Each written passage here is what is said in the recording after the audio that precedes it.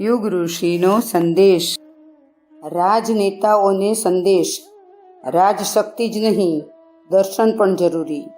આજે આપણા દેશ અને લોકોમાં જે નિર્બળતાઓ છે તેમને દૂર કરવા માટે રાજતંત્ર પ્રયત્નો કરી રહ્યું છે, પરંતુ તેની સાથે સાથે દાર્શનિક પ્રયત્નો પણ થવા જોઈએ. એકલી રાજનીતિથી ક્ષણિક તથા આંશિક સફળતા મળી શકે છે. પ્રજાને જેવી બનાવવી હોય તેને અનુરૂપ તેના અંતઃકરણનું નિર્માણ કરવું પડશે, તો જ રાજતંત્રના પ્રયત્નો સફળ થશે. પોલીસ અને લશ્કર ચોરી, વ્યભિચાર તથા અનૈતિકતાને અટકાવી શકતા નથી. ધર્મપરાયણતા, કર્મફળનો સિદ્ધાંત તથા ઈશ્વરની સર્વવ્યાપકતાનો વિશ્વાસ જ તે દૂષણોને દૂર કરી શકે છે. કરવેરા નાખીને અથવા ફરજ પાડીને લોકોના ધન અને સમયને લોકહિત માટે પ્રાપ્ત કરી શકાતા નથી. તે તો દાન, ત્યાગ, સેવા, પરમાર્થ, પરોપકાર, સ્વર્ગ તથા મુક્તિની શ્રદ્ધાના આધારે જ થઈ શકે છે. માત્ર વહીવટના જોરે નહીં, પરંતુ દેશભક્તિ અને કર્તવ્યની ભાવનાના આધારે પ્રજા રાજ્યની ઈચ્છા પ્રમાણે ચાલે છે. આ તત્વોને વિકસિત, ઉન્નત તથા મજબૂત કરવા માટે તત્વજ્ઞાન જરૂરી છે.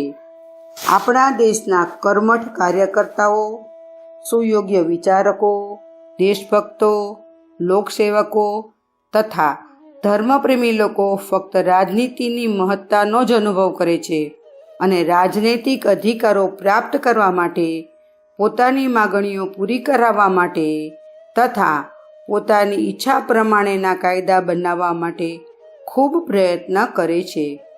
તેઓ એ ભૂલી જાય છે કે રાજશક્તિ એકમાત્ર શક્તિ નથી.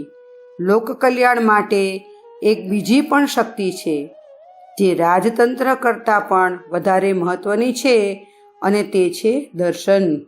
તેના દ્વારા એવું કાર્ય કરી શકાય છે જેનો પ્રભાવ લાંબા સમય સુધી રહે છે અને તેની ઉપર રાજતંત્રના ઉત્થાન તથા પતનનો આધાર રહેલો છે.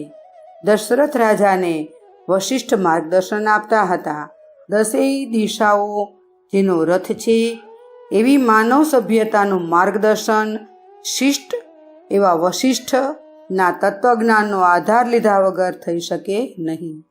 એ માટે જે લોકો રાજનીતિને યોગ્ય હોય તેમણે રાજનીતિમાં જવું જોઈએ અને બાકીના બધાએ તત્વજ્ઞાનના પ્રચાર પ્રસારમાં લાગી જવું જોઈએ. ભગવાનનું અસ્ત્ર સુદર્શન છે. દેવશક્તિઓ તથા સંસારના સુખ શાંતિનો રક્ષક પણ સુદર્શન જ છે.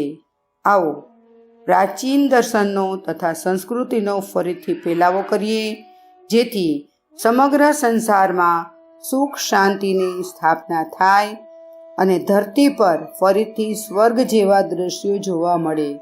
અખંડ જ્યોતિ, નવેમ્બર 1947, પૃષ્ઠ 11-12, સંદર્ભ ગ્રંથ યુગ ઋષિનો સંદેશ.